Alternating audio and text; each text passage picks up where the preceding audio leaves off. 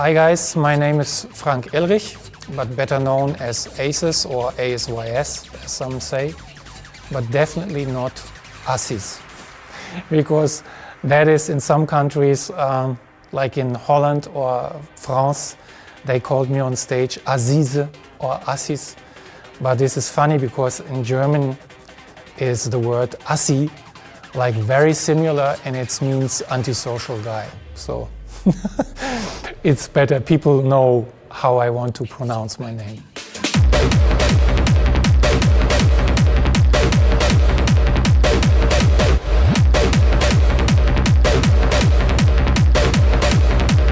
Yeah, I started ASYS or ASYS in 1996 with the first release, and it was first a common project of mine and Kai Tresset, and we worked together as a production team till 2006, and from 2007-08 I took over by myself completely when Kai left and shut down his label Tresset Tracks and stopped also with his music. So I was then on my own and founded Phi Records, which was later turned into Epichrome.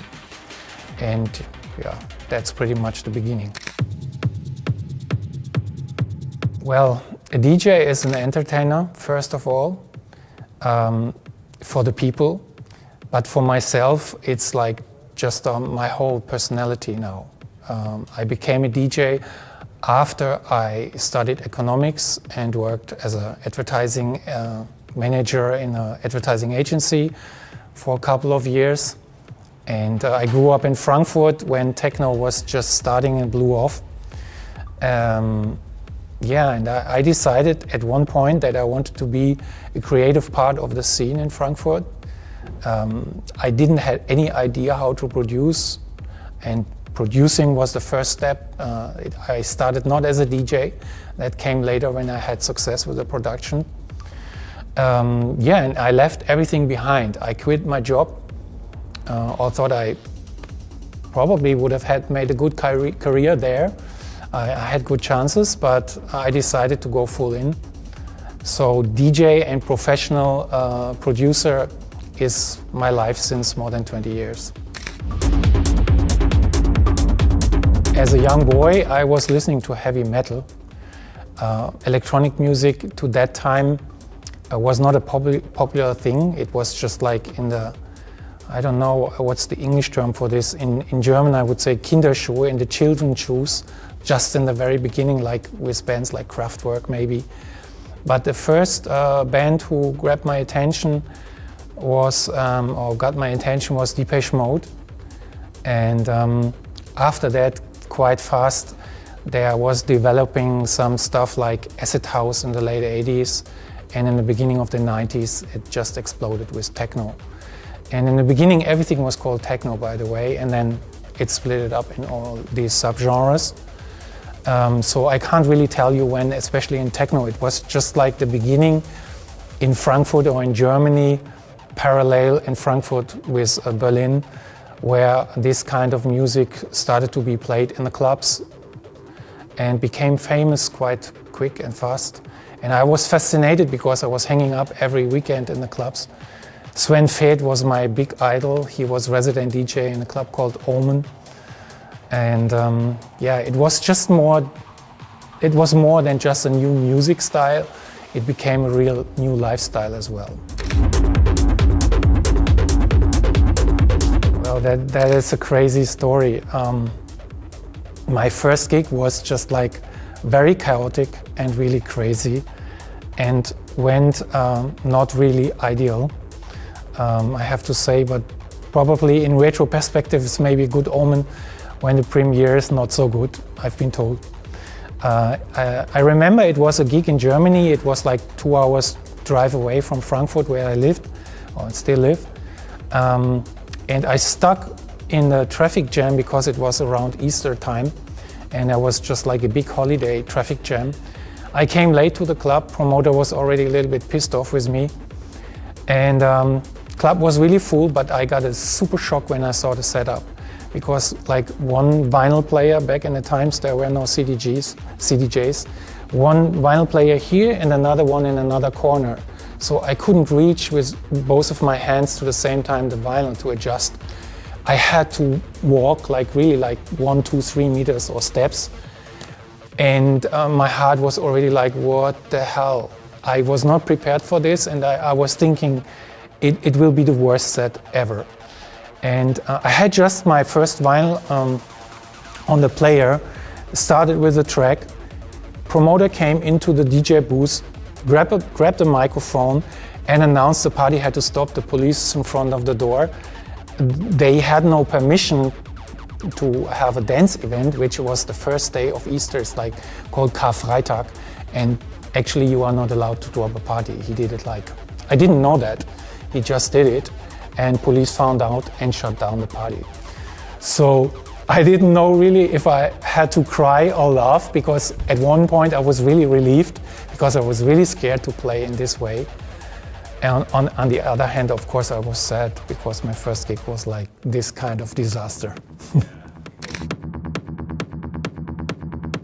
Yeah, as I told you before, Sven Väth was like really my big idol. He was an icon, he was a pioneer back in the days, like with Westbam or Thaler in Frankfurt and his club Omen. Parallel, we had a second big club which was inside the airport called Dorian Gray. He was running also 2 labels, or a couple of labels, but the most successful one was IQ Records, which was the beginning of trance from my point of view. And he had also another label called Hard House. And this sound from back in the days, in the beginning of the 90s, it is still really inside me. And I have the feeling that my label Chrome is reflecting a lot of this, just of course with a new touch of new production and updated. It's not the same, but the spirit and the vibe is probably very linked to that period of time. For me, it's hard to describe my sound because I'm a little bit experimental with everything. I just can say that my sound in the beginning was branded or described as hard trance acid. And then there were a couple of years where my sound was like in between something, not really clear defined. And then I started 2019 after a really long period of time with a really dedicated acid techno label Chrome. And yeah, since then I would say I'm producing acid techno, but also a little bit hard techno influenced. So the red line, of course, is acid, is the TB303 sound, which is also part of ACES, the name, like ASYS stands for Acid Saves Your Soul. So that is just in my production really pretty much reflected. In my DJ sets I play acid as well, but it's not like 100% pure acid. It's like, it's always a journey between a couple of genres. I have no rule when I produce my music. It's a lot of times it's just try and error. I have like a rough idea or got inspired by a track I've heard or a sound, but it's actually really just like mood driven by myself. And mostly I start with the kick drum sound, work that out, because this is like always the bass for me. Yeah, just even a simple kick drum can create a mood already to be really dark or heavy or light or whatever.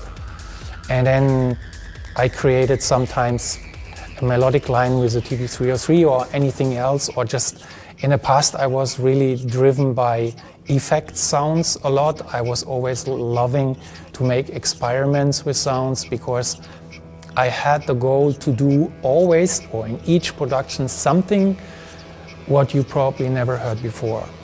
I mean, after 30 years in the scene, it's a bit difficult. So you can't invent the wheel anytime again. So I would say, of course, my music to a certain degree is also repetitive, but if I put a lot of energy into it, I still love to create something inside a track, and even it's just a small snippet, which is unique. As as I told you, it is a long time ago, and to that time, compared to nowadays, where you can have a computer set up with a lot of software, and you don't need a lot of outboard hardware if you don't want it. In the past, it was really difficult to build up a studio with a limited budget. You needed to have really a lot of money. And also technical-wise, I mean, I started with an Atari computer with 1 megabyte RAM. I was just able to create an arrangement 4 or 5 minutes long, and then the RAM was done. So I remember one time I had like 3.5 minutes arranged, and computer stopped, and I was a really rookie beginner. And I called the guy where I bought the equipment and said, like, my computer's kind of frozen, I can't continue with the arrangement, what's up? And he said, like, yeah, Frank, you have to update to 2 megabyte. And I was like, what? I was really shocked. And I can't remember how much the costs were, but I started actually really one computer, one synthesizer with 8 voices. So I had a kick drum, I had another percussion sound, and then 2, 3, 4 voices for a synthesizer, and that's it. So it took me really years till I had finally a product or a track or something which you could call kind of professional, or where labels would have been interested to release it. And yeah, today you can go on YouTube when you don't know something, you can watch tutorials endlessly, you can buy even templates which create a half of a song already, where you just change some patterns. So in the past it was really hard work with everything, with every little step, from the equipment to the sound creation, to the arrangement, and to get also the idea processed in a way you want it. Because if it didn't work out, what could you do? You could try endlessly, and if you were good after a while, you had a small network of people who are willing to share their secrets. Kind of hard question, because I don't think that we are in a phase with electronic music at the moment. Maybe we will be quite soon with the help of AI, I don't know. But after 30 years electronic music, it is hard.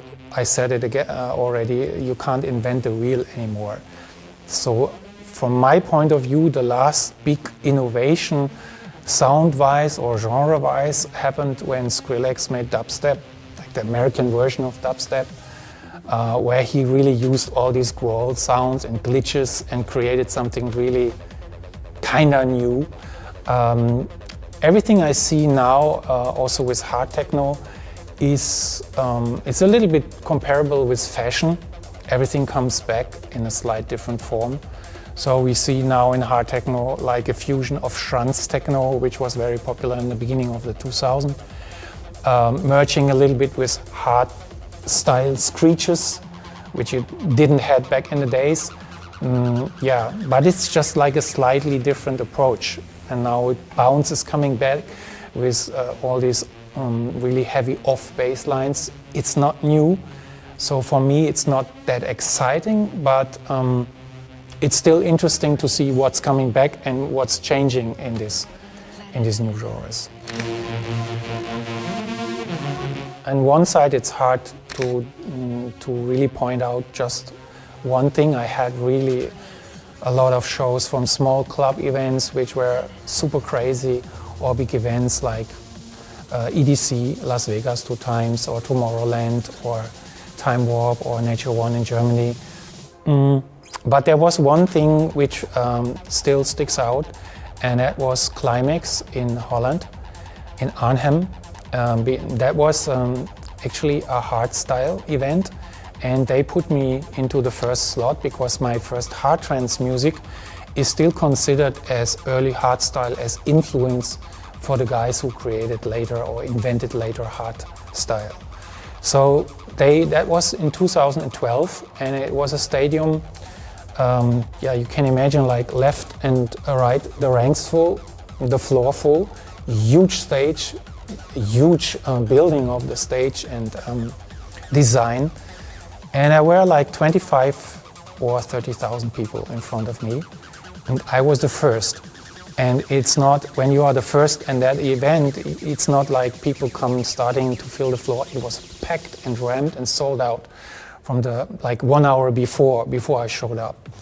And the first track, the organization picked one of my tracks called Acid Space. And for the first 3 minutes, the light show was really completely programmed to this track. And I had to hide below the DJ booth. Then they started the show. And then I had to stand up, like stage manager gave me a small sign. And I went up and spread my arms, and the full stadium just gave me like the biggest roar, the biggest loud noise ever back. And it was just like really goosebumps everywhere. That was crazy. And also the full set, it was just like 1 hour, I think, or 1 hour and a half.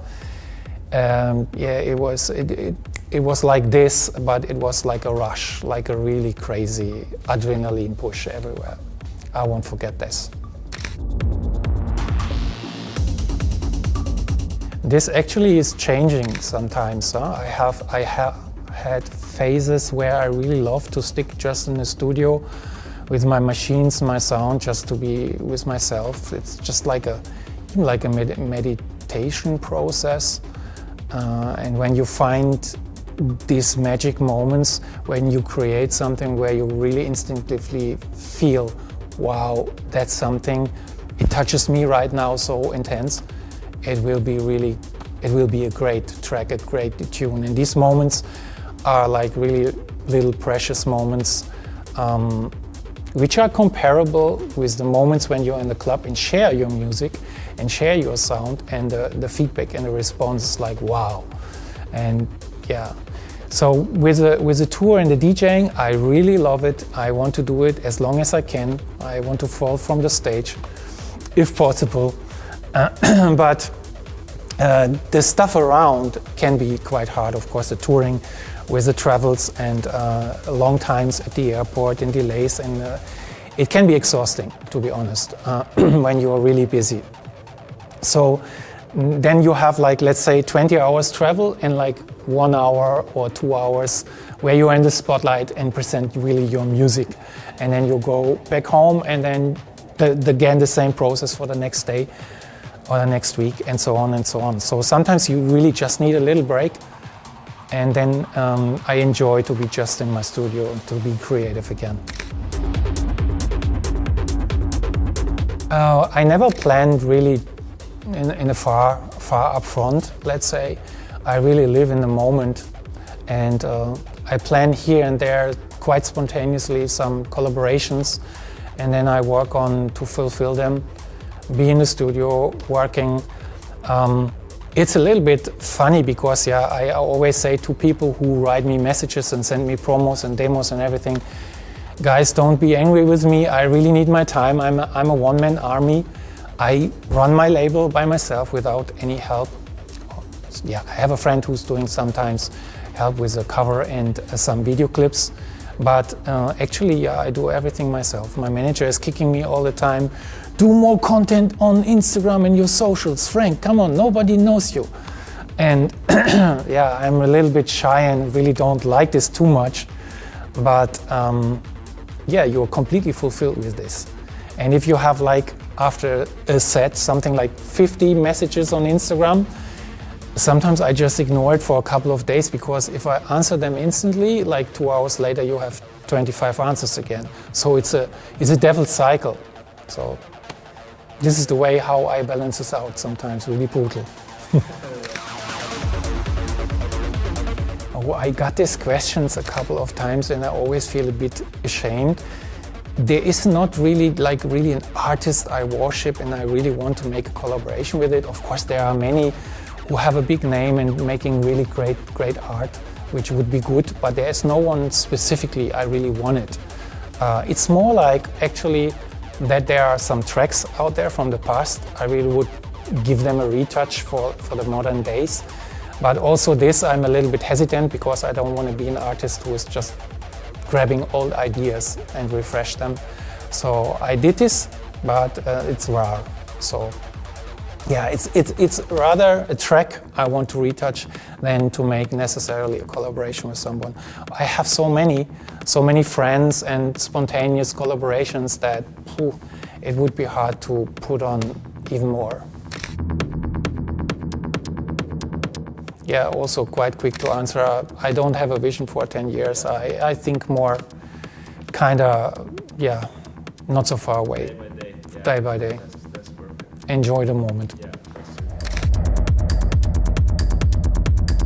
Two things. First of all, I would say to everyone who is trying and had not a breakthrough yet, they should do it for the right reason, not just maybe just for the money or just for the fame.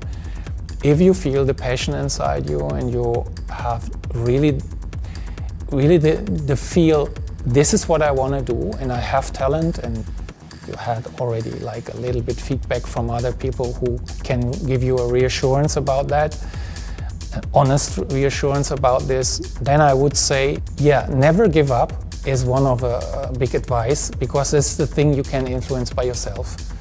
The other things from outside, to be at the right moment with the right tool or right product at the right place, have the right connections, it's something you cannot influence. But never giving up is at least some small little thing you can do for yourself. Be nice. Be nice to the people you meet, to your environment. Be friendly, have a good network, and this comes back.